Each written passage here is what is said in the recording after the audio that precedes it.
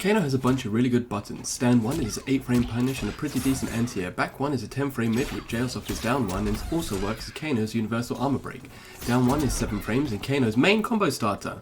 Forward 4 is a 25-frame overhead which is unreactable online, and back 3 is a really good 16-frame whiff punish that on counter hit gives you a crushing blow. Forward 1 is a 13-frame forward advancing mid that's really good for whiff punishing also, and it's also +1 on block, which means nothing online but it's nice to pretend. Kano's MVP button though is definitely back 4, as it's a safe low that gives you a good knockdown, and also low profiles most mids, because Mortal Kombat 11. Make sure you use it on people's wake up, as due to its ability to low profile is one of the best meaty buttons in the game. Kano makes up for having good buttons by having trash strings. 1-1 is your main punish string that can be confirmed into anything.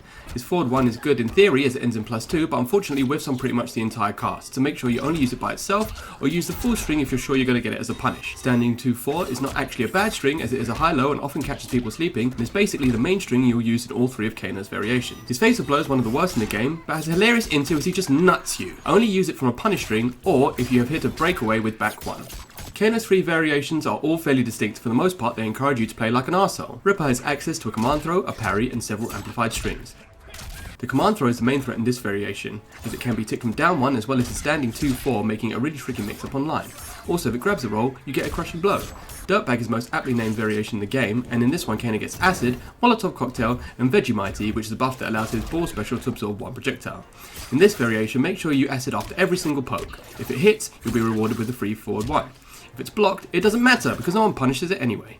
If you hit with a full forward 1 string, it gives you enough time to chuck a Molotov at them, which is where the real dirt in Dirtbag starts to shine through. Ratbag is Kano's 3rd variation, which has Optic Blast, and Snakebite, which is an actual combo starter.